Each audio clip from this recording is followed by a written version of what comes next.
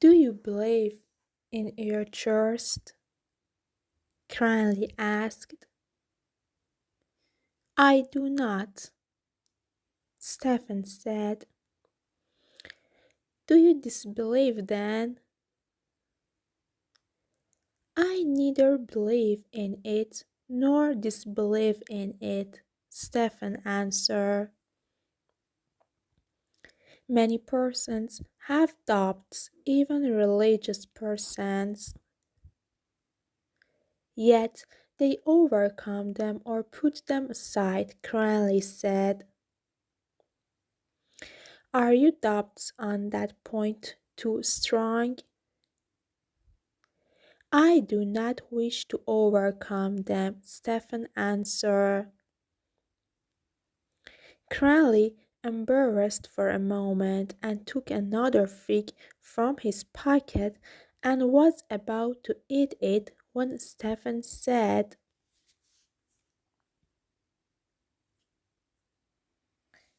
Don't, please, you cannot discuss this question with your mouth full of chipped fig.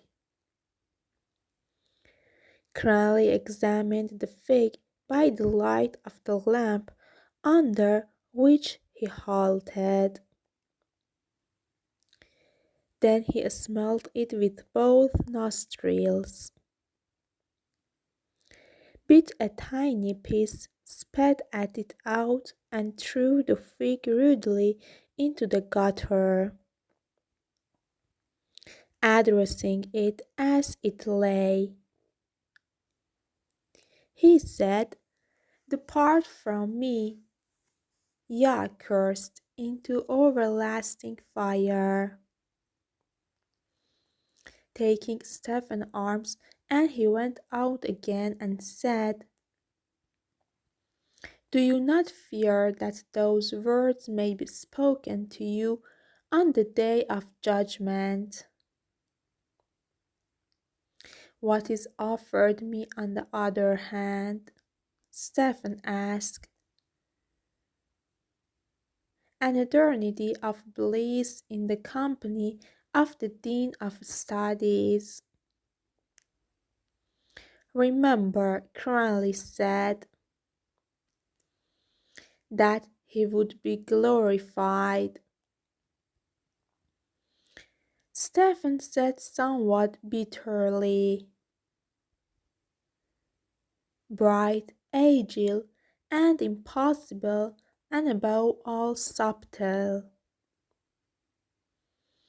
It is a curious thing, do you know, Cranley said dispassionately, how your mind is supersaturated with a religion in which you say you disbelieve. Did you believe in it when you were at school? I bet you did. I did, Stephen answered. And were you happier then? Cranley asked softly. Happier than you ever know. For instance, often happy, Stephen said, and often unhappy. I was someone else then. How someone else? What do you mean by that statement? I mean, said Stephen, that I was not myself as I am now, as I had to become. Not as you are now, not as you had to become. Cranley repeated. Let me ask you a question. Do you love your mother? Stephen shook his head slowly. I don't know what your words mean, he said simply. Have you never loved anyone? Cranley asked. Do you mean a woman? I am not speaking of that, Cranley said in a colder tone. I ask you if you ever felt love towards anyone or anything. Stephen walked on beside his friend, staring gloomily at the footpath. I tried to love God, he said at length. It seems now I felt. It is very difficult. I try to unite my will with the will of God instant by instant. In that I did not always fail. I could perhaps do that still. Cranley cut him short by asking, has your mother had a happy life? How do I know? Stephen said. How many children had she? 9 or 10, Stephen answered. Some died. Was your father? Cranley interrupted himself for an instant and then said, I don't want to pry into your family affairs. But was your father, was it called well-to-do? I mean, when you were growing up? Yes, Stephen said. What was he? Cranley asked after a pause. Stephen began to enumerate glibly his father's attributes. A medical student, a nurseman, a tenor, an amateur actor, a shouting politician, a small landlord, a small investor, a drinker, a good fellow, a storyteller, somebody's secretary, something in a distillery, a tax gatherer, a bankrupt, and at the present appraiser of his own past. Cranley laughed and tightening his grip on Stephen's arms, and said, the distillery is damned good. Is there anything else you want to know? Stephen asked, are you in good circumstances at present? Do I look it? Stephen asked bluntly. So then, Cranley went on musingly, you were born in a lap of luxury. He used the phrases broadly and loudly, as he often used technical expression, as if he wished his hearer to understand that they were used by him without conviction. Your mother must have gone through a good deal of suffering, he said then. Would you not try to save her from suffering more, even if... Or would you... If I could, Stephen said. That would cost me very little. Then do so, Cranley said.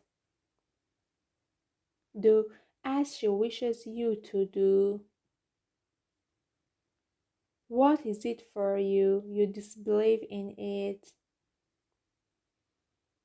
It is a form, nothing else. And you will set her mind at rest.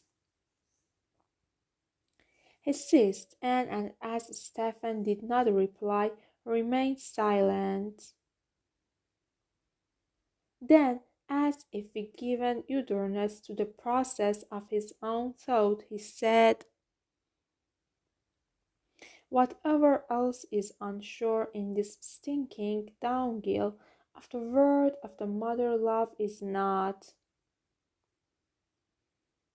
Your mother brings you into the world, carries you first in her body. What do we know about what she feels?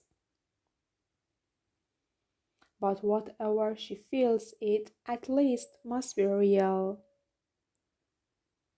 It must be. What are our ideas or ambitions? Play ideas. Why that bloody, bleeding good temple has ideas. Mac Kent has ideas too. Every jackass going to the root thinks he has ideas. Stephen, who had been listening to the unspoken speech behind the words, said with assumed carelessness, "Pascal, if I remember rightly, would not suffer his mother to kiss him as he feared the contact of her."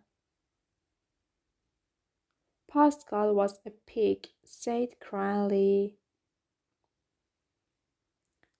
"I think was of the same mind," Stephen said. "And he was another pig then," said Cranley. "The church calls him saint," Stephen objected. "I don't care a flaming damn what anyone calls him," Cranley said rudely and flatly. "I call him a pig," Stephen, preparing the words neatly in his mind, and continued. "Jesus, too, seems to have treated his mother with scant courtesy in a public, but Sauser, a Jesuit theologian and Spanish gentleman, has apologized for him." "Did the idea ever occur to you," Cranley asked, "that Jesus was not what he pretended to be?" "The first person to whom that idea occurred," Stephen answered, "was Jesus himself."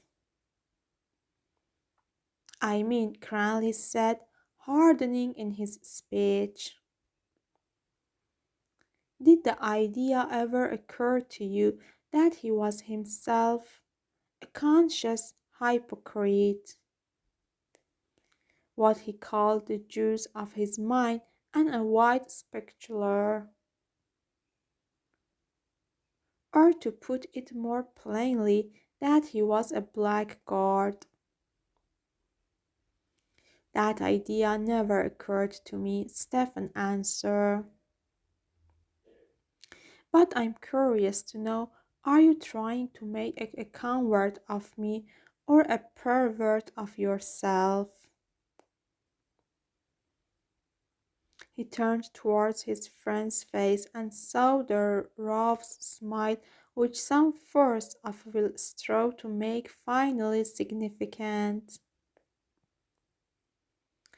Cranley asked suddenly in a plain, sensible tone, "Tell me the truth. Were you at all shocked by what I said?" "Somewhat," Stephen said. "And why were you shocked?" Cranley pressed on in the same tone. "If you feel sure that our religion is false and that Jesus was not the Son of God." "I am not at all sure of it," Stephen said. "He is more like a son of God than a son of Mary." "And is that why you will not communicate?" Cranley asked. "Because you are not sure of that too, because you feel that the host 2.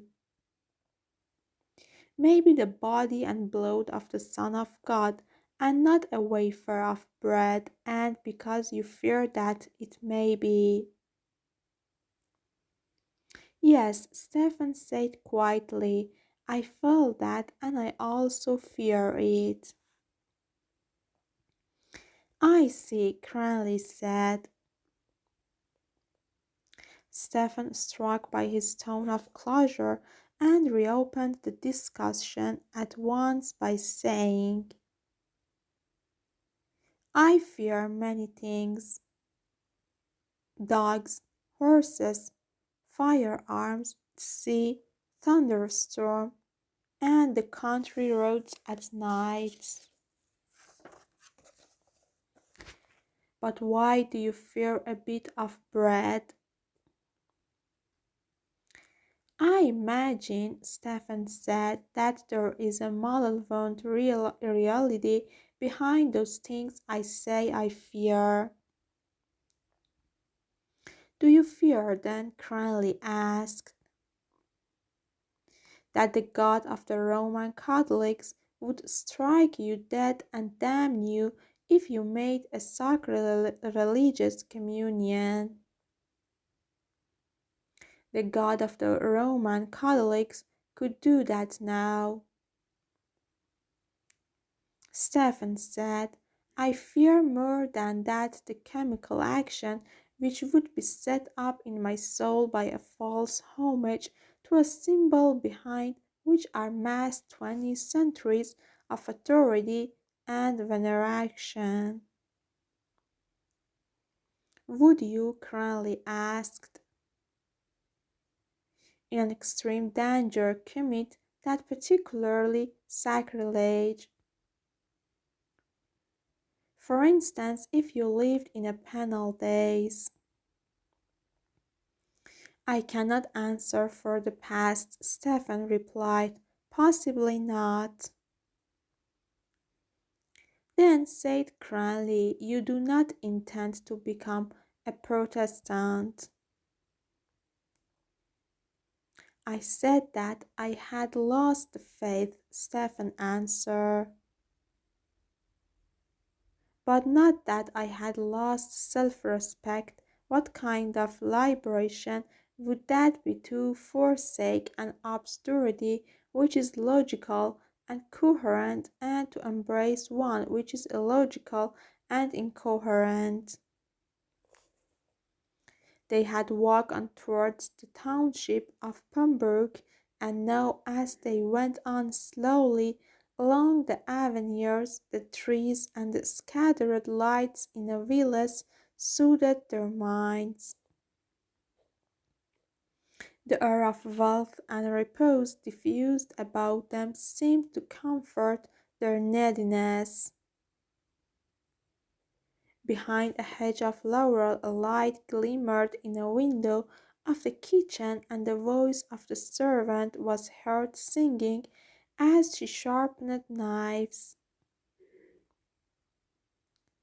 She sang in short broken bars. Rosie Grady. Cranley stopped to listen and sang Mulier Cantate. The soft beauty of the Latin word touched with an enchanting touch the dark of the evening, with a touch fainter and more persuading than the touch of music or of the woman's hand. The strife of their minds was quelled, and the figure of the woman, as she appears in the liturgy of the church, passed silently through the darkness, a white-robed figure, and as small and slender as a boy, and with a falling gait.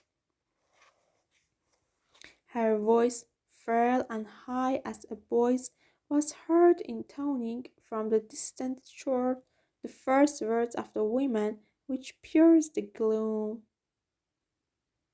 and clamor of the first chanting of the Passion. And all hearts were touched and turned to her voice, shining like a young star.